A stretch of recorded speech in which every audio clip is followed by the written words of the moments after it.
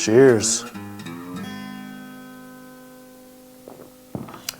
Hey, I'm James Knott, and this is Ask James, where you leave your questions and comments in the comments section, and I use those to make the next week's episode.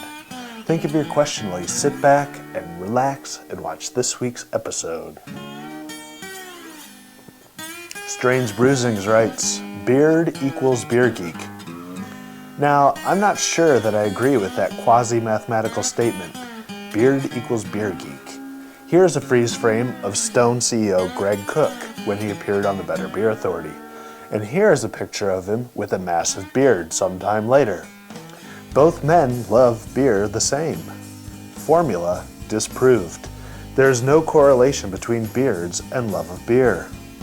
Then, Strangebrewsing goes on to say beer geek, which I think you admit that you are not.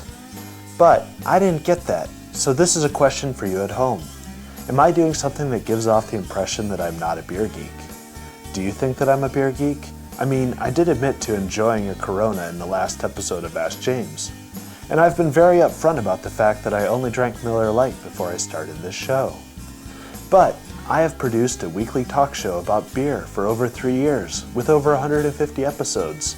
I've consumed beer from about half of Rate Beer's top 100 breweries in the world.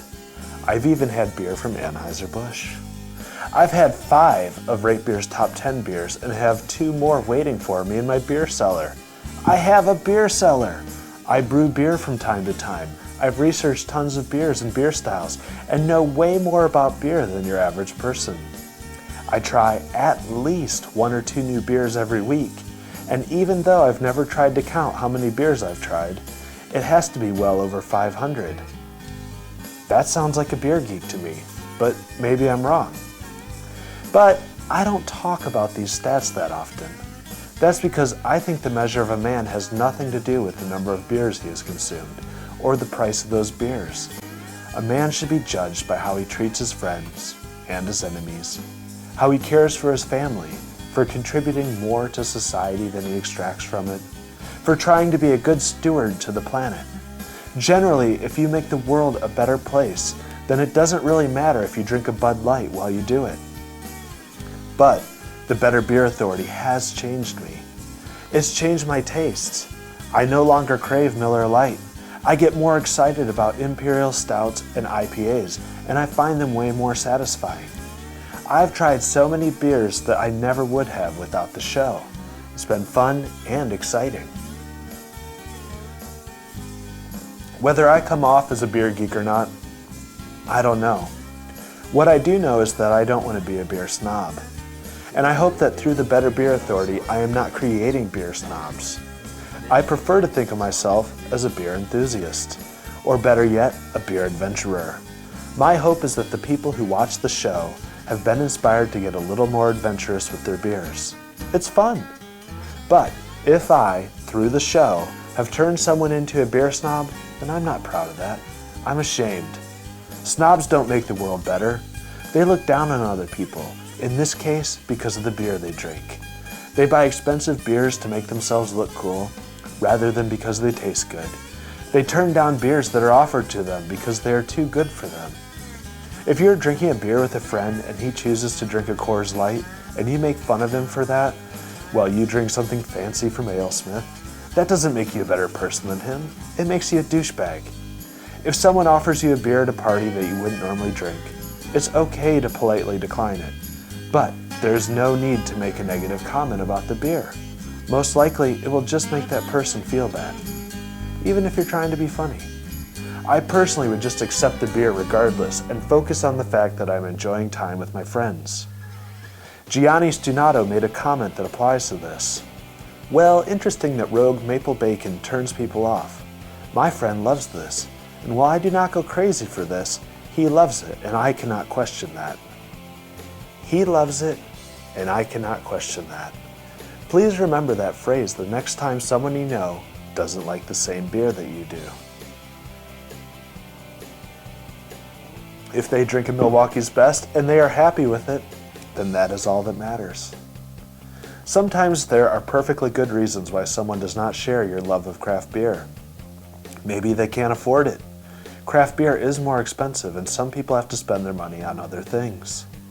I'm a stay-at-home dad, for example, aka jobless, and I enjoy trying new beers.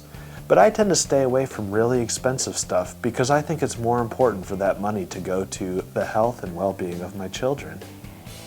Health could be another reason. Craft breweries aren't really that great at making low-calorie beers. And those awesome Imperial IPAs start to add up. I put on 15 to 20 pounds this winter, and a lot of it had to do with the big beers I was drinking. I cut back a little because I don't want to die an early death. Even though the Better Beer Authority reviews, aka criticizes, beers on a weekly basis, I've always told the reviewers to be honest, but not to be mean. Don't slam the brewers. We usually don't talk about whether a beer is well crafted. We assume that most brewers are genuinely trying to make good beer.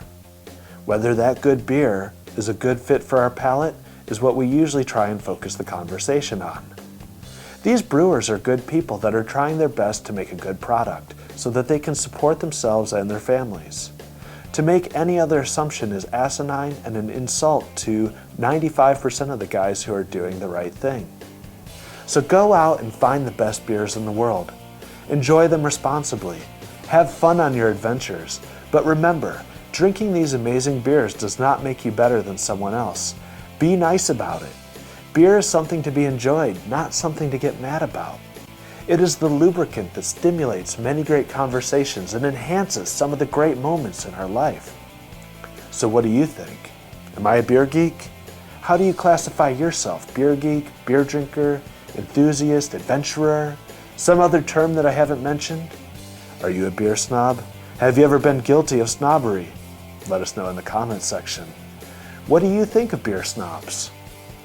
Now, I got a little off track, but last time I asked for animal questions. Doug Dickerhoof wrote, easier animal to kick, cat or dog? Cat, but that's just because I have a cat and it's physically closer to me. However, I would never kick an animal because I am a stuck-up, animal-loving, tree-hugging enviro snob. And that does make me better than you. Just kidding. Cheers.